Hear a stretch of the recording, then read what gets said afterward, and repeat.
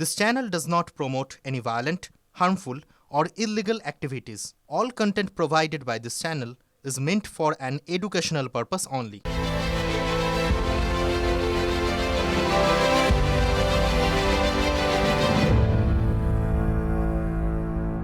এখন টোটকাটার সময় back to back কয়েকটা বড় খবর দেখে নেওয়ার। শুরুতে এই মুহূর্তে যে ব্রেকিং নিউজের দিকে নজর রাখবো, বাংলাদেশে জামাতিরা পুড়িয়ে মারল শিশুকন্যাকে। ঘুমন্ত অবস্থায় পুড়ে মৃত্যু হলো বিএনপি নেতার শিশুকন্যার।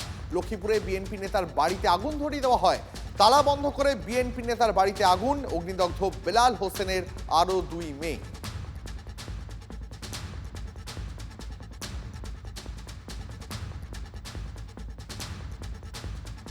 বাংলাদেশে একের পর এক ভয়ঙ্কর ঘটনা ঘটে চলেছে, তারই সাম্প্রতিকতম উদাহরণ দেখালাম আপনাদের। নজর রাখবো এর পরের খবরে।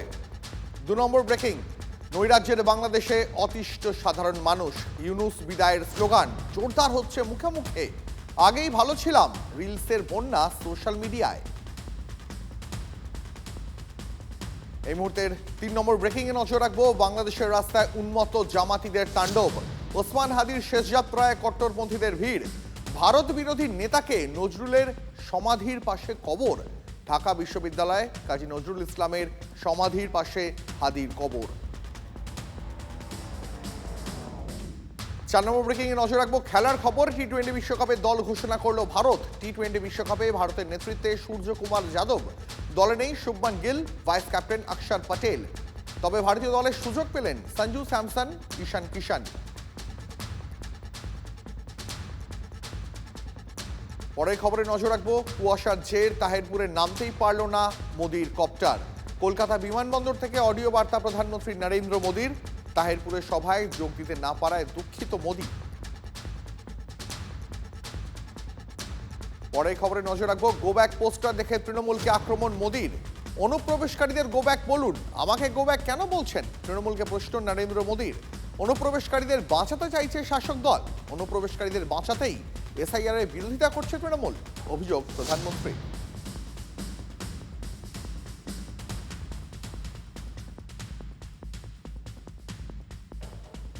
নজর রাখবো আজকে 7 নম্বর বড় খবরে। বাংলায় জঙ্গলরাজ চলছে, অভিযোগ করলেন প্রধানমন্ত্রী নরেন্দ্র মোদী। বিজেপিকে একবার সুযোগ দিয়ে দেখুন, রাজ্যবাসীর কাছে আবেদন প্রধানমন্ত্রীর। জঙ্গলরাজ থেকে বাঁচতে চায় বাংলা, দাবি নরেন্দ্র মোদী।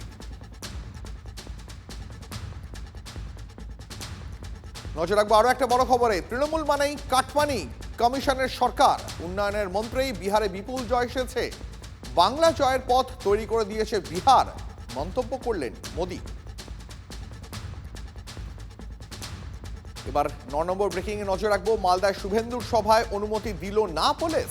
অনুমতি চেয়ে হাইকোর্টে যাচ্ছে বিজেপি। 2রা জানুয়ারি চাঁচলে সভা করার কথা শুভেন্দু অধিকারীর, মিলল না সেই অনুমতি।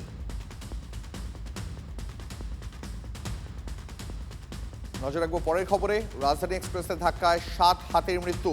ধাক্কা মারার পর লাইনচ্যুত রাজধানীর 5টি কামরা। আসামের হোজাইয়ে ট্রেন দুর্ঘটনা।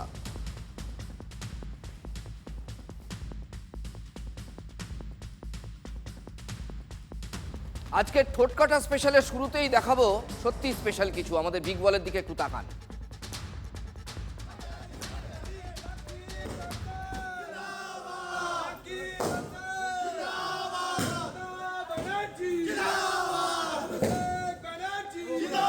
চিনতে পারছেন? আহ্লাদে আটখানা। তৃণমূল নেতা, তৃণমূলের বিধায়ক জাকির হোসেন, রাজ্যের প্রাক্তন মন্ত্রী, মুর্শিদাবাদের জঙ্গিপুরের এমএলএ তিনি। জাকির একের পর এক মালা পড়লেন, মিষ্টিমুখ করানো হলো তাকে, বাজি পুড়ল বিস্তর, সেলিব্রেশন। কিন্তু কেন এই সেলিব্রেশন বলুন তো? জঙ্গিপুর পুরসভা ছিল তৃণমূলের হাতে।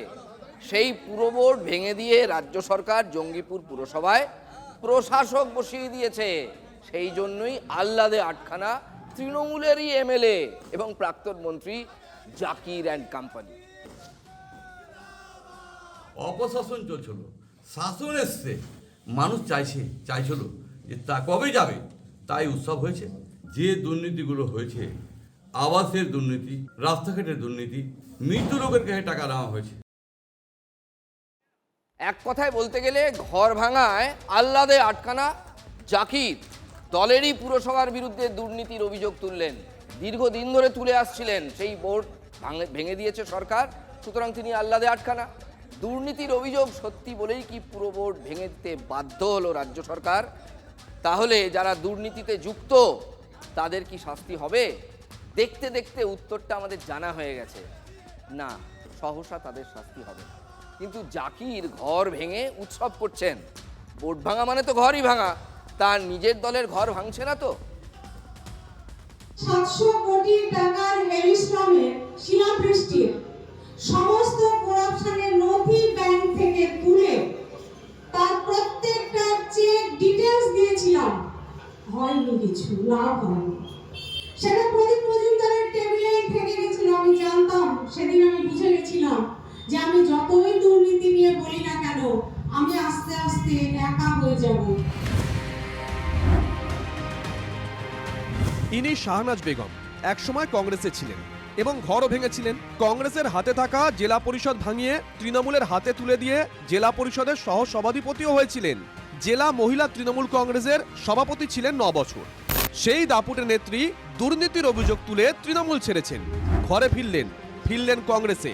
তৃণমূল দলে বহু লোকে যারা বলে আমাকে, দাদা দম আটকে আসছে আমাদের, অনেকে যোগাযোগ করে, তাহলে কংগ্রেস দলে এসো ভাই, এখানে নিঃশ্বাস প্রশ্বাস নেবার অপুরন্ত জায়গা আছে।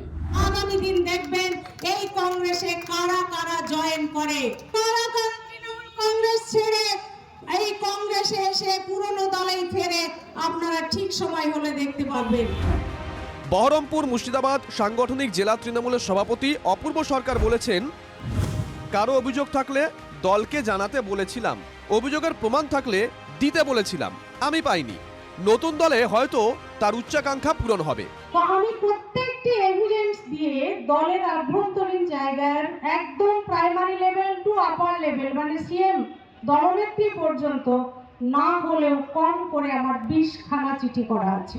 প্রশ্রয় দিচ্ছে, মানে দুর্নীতি, চুরি, এগুলোকে যাদের আমি জানিয়েছি, যারা দলের হর্তাকর্তা, তারা প্রশ্রয় দিচ্ছে, মদত করছে। দল ভাঙিয়ে কংগ্রেসের হাত থেকে জেলা পরিষদ উপহার দিয়েছিলেন তৃণমূলকে, ছিলেন জেলা পরিষদের সহ সভাধিপতি।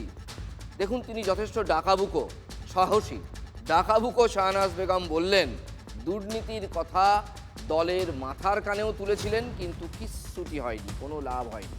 বললেন তৃণমূল আরও ভাঙবে, তেমনই দাবি করেছিলেন, ঠিক তাই হলো, আবার ভাঙলো তৃণমূল এই জেলাতেই। মমতাকে ছেড়ে গেলেন মমতাই। অদ্ভুত শুনতে লাগছে না? হেয়ালি করছি না, এবার স্পষ্ট করে বলি। তৃণমূল ছাড়লেন তৃণমূল নেত্রী, জেলা মহিলা তৃণমূলের প্রাক্তন সম্পাদক মমতা বিবি মুর্শিদাবাদ জেলায়।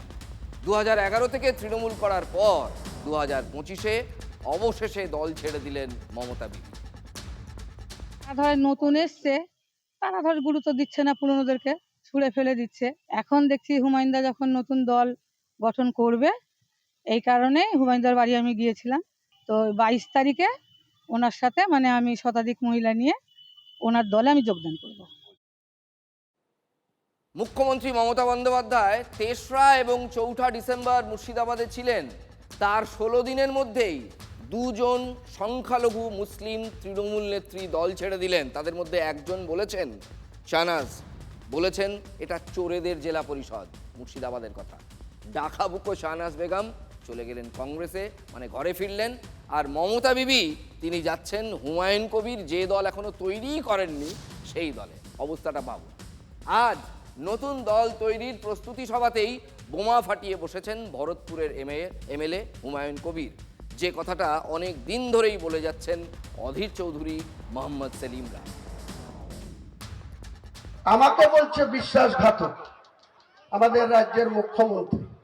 ওনার মনে ছিল না 2024 সালের লোকসভায় 2টো সিটের ভোট ছিল 7ই মে 2024, মুর্শিদাবাদ আর জঙ্গিপুর। আর বহরমপুর সিটের ভোট ছিল 13ই মে। 1 মে মমতা ব্যানার্জি মালদা না উত্তর দিনাজপুর কোথা থেকে প্রচার করে হেলিকপ্টারে বড়ুয়াতে নেমেছিলেন। তখন আনুমানিক 4টে বাজে, বড়ুয়া একটা মাঠে। আমি সেখানে ছিলাম। দিদির দলের সেই বিধায়ক আজকে স্পষ্ট করে দিচ্ছে। সব ধর্মেই কিছু গদ্দার থাকে। কাউকে কিছু না বলে মমতা বন্দ্যোপাধ্যায় আপনি আমাকে আলাদা করে ডেকে সেদিন কি বলেছিলেন, হুমায়ুন আমার যে আইপি রিপোর্ট আছে তাতে আজকের দিনে তাহেরও 30 থেকে 35,000 ভোটে পিছিয়ে আছে, হারছে, আর ইউসুফ তো প্রায় 80 থেকে 1 লাখ ভোটে পিছিয়ে আছে, অধীরই আবার জিতছে। তোমাকে যেভাবেই হোক ইউসুফ পাঠানকে আর আবু তাহের খানের সিটটাকে জিতাতে হবে। সেদিন মনে ছিল না, আজকে আপনি আমাকে বলছেন গদ্দার। সব ধর্মেই কিছু গদ্দার থাকে। হুমায়ুন কবিরকে দিয়ে বললেন যা করতে হয় করো, আমার কিন্তু ইউসুফকে জিতাতে হবে, অধীরকে হারাতে হবে। কিছু কুলাঙ্গার থাকে। আপনার কথা শুনে ওখানে 5টা আগেই আপনি হেলিকপ্টারে চাপলেন, আমি হেলিকপ্টারের কাছে না গিয়ে সোজা আমার গাড়িতে চেপে ওখান থেকে 1 ঘন্টা 20 মিনিটের রাস্তা শক্তিপুর হাই স্কুলের মাঠে এসে তার আগের দিন ইউপির মুখ্যমন্ত্রী যোগী আদিত্যনাথ এই মুসলমান সমাজকে ওই থানার পাশে, শক্তিপুর থানার পাশে প্রতাপ সংঘ লাইব্রেরির মাঠে তিনি পরিষ্কার করে বলেছিলেন যে মমতা বন্দ্যোপাধ্যায় দাঙ্গাবাজ মুখ্যমন্ত্রী, আর আমাকে উদ্দেশ্য করে বলেছিলেন এটা যদি ইউপি হতো এখানকার দাঙ্গাবাজ এমএলএ কে আমি উল্টো করে টাঙিয়ে সিধা করতাম, 7 জনের দাঙ্গা করা ভুলে যেত। আপনি ইউপির মুখ্যমন্ত্রী মুর্শিদাবাদের মতো জায়গায় দাঁড়িয়ে 70% মুসলমানের জায়গায় দাঁড়িয়ে মুসলমানদেরকে আপনি উল্টো করে টাঙাবো বলবেন, আর পরের দিন যখন আমি বলেছিলাম ওই মমতা বন্দ্যোপাধ্যায়ের কথা মতো যে এখানে 30% আপনারা আছেন আর আমরা 70 আছি, আপনি যদি বেশি পাঙ্গা নেন, আমাকে যদি উল্টো করে টাঙাতে যান, আমি ইচ্ছা করলে 2 ঘন্টার মধ্যে আপনাদের ভাগীরথীতে ঝাঁপ দেওয়া করাতে পারি, কিন্তু একটা কেউ করেছি কি? করিনি। আর এই মমতা ব্যানার্জি যিনি এই বাংলাকে নতুন বাংলা গড়েছেন বলে দাবি করে, এই বাংলায় হিন্দু মুসলমান সকলের নেত্রী বলে দাবি করে, ধর্মনিরপেক্ষ নেত্রী বলে তিনি যার পরিচয় দিয়ে থাকেন, সেই মমতা ব্যানার্জি আমাকে হারানোর জন্য, মোহাম্মদ সেলিমকে হারানোর জন্য হিন্দু মুসলমান দাঙ্গা করিয়ে এ মুর্শিদাবাদ জেলায় হিন্দুদেরকে ভয় দেখিয়ে বিজেপি দিকে ঠেলে দেওয়ার খেলা খেলেছিল। সেটা তার দলের বিধায়ক, সে আজকে সকলের সামনে বলছে এবং সে চ্যালেঞ্জ করছে যে ক্ষমতা থাকে মমতা ব্যানার্জি আমার সামনে এসে বলুক যে আমি মিথ্যা কথা বলছি। আজকে আপনি কাজের সময় কাজী, কাজ ফুরালে পাজি, আজ হুমায়ুন কবির গদ্দার। কি গদ্দারি করেছে আপনার সঙ্গে? প্রকাশ্য আনুন, হিম্মত থাকলে আপনি 1-to-1 মিডিয়ার মাধ্যমে বসুন, আপনি আমাকে প্রশ্ন করবেন, আমি উত্তর দেব, আর আমি আপনাকে প্রশ্ন করব, আপনি উত্তর দেবেন। সেই দিন আমি বলেছিলাম আমি হারার পর যে মমতা ব্যানার্জি দাঙ্গা লাগিয়ে বিভাজনের রাজনীতি করলো, আজও সেই কথা বলছি। মাঝখানে নতুনত্ব কি হলো? যারা দাঙ্গা করিয়েছিল তাদেরকে স্বীকার করলো। যখন 27 অক্টোবর 2025 ইলেকশন কমিশন 12টা রাজ্যের এসআর এর কথা ঘোষণা করলো, সেদিন আপনি বলেছিলেন এসআর করতে দেব না, এসআর বাংলায় হবে না। 4 নভেম্বর থেকে গোটা 12টা রাজ্যে এসআর চালু হয়েছে। ইলেকশন কমিশনের কথা মতো আপনার আইসিডিএস এর কর্মী, পঞ্চায়েত কর্মী, প্রাইমারি স্কুলের মাস্টার, অন্য কর্মচারীরা এসআর করেনি।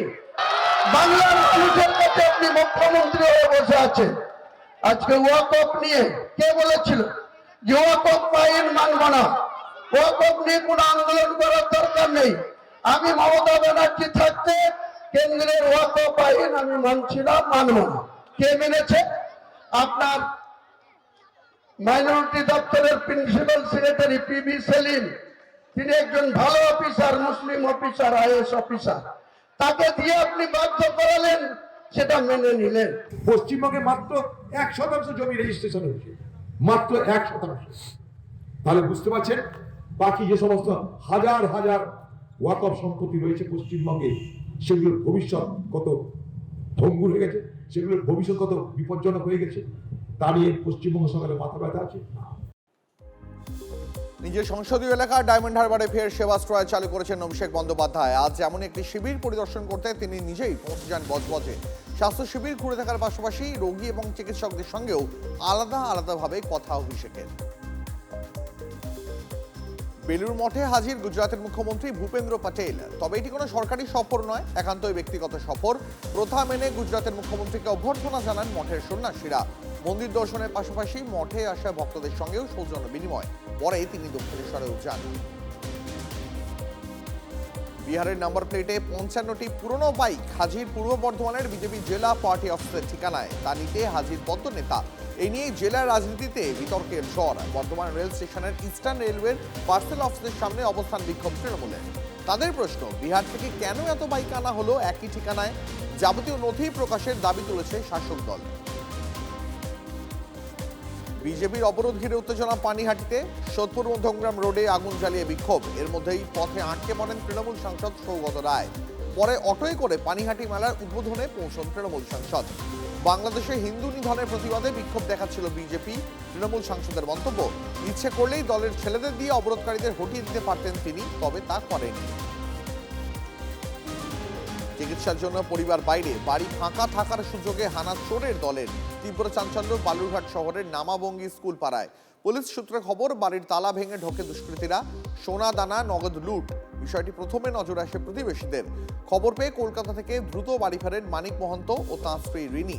ঘটনায় এখনো পর্যন্ত একজন আটক।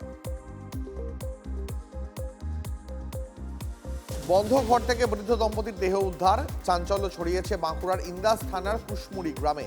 বছর ৮৬ দীনবন্ধু কুণ্ডু এবং তাঁর স্ত্রী লক্ষ্মী কুণ্ডু দেহ মেলে বাড়ির মধ্যেই। বৃদ্ধের ঝুলন্ত দেহ উদ্ধার হয়। স্ত্রীর দেহ পড়েছিল মেঝেতে। পারিবারিক অশান্তির জেরে আত্মহত্যা নাকি পিছনে অন্য কোনো কারণ খতিয়ে দেখছে পুলিশ। এবার ঝালদা পুরসভাতেও কি প্রশাসকের নিয়োগের পথেই হাঁটবে প্রশাসন? এই নিয়েই বাড়ছে জল্পনা। পরিষেবা নিয়ে একাধিক প্রশ্ন তুলে পুর কর্তৃপক্ষকে শোকজ রাজ্য পুর ও নগরায়ণ দপ্তরের। পানীয় জলের সমস্যা থেকে শুরু করে ডিপ টিউবওয়েল খোঁড়ায় দুর্নীতি, অনলাইন মিউটেশন পদ্ধতি চালু না করা সহ একাধিক বিষয় গাফিলতির অভিযোগ। আগামী ৭ দিনের মধ্যে শোকজের উত্তর দেওয়ার নির্দেশ।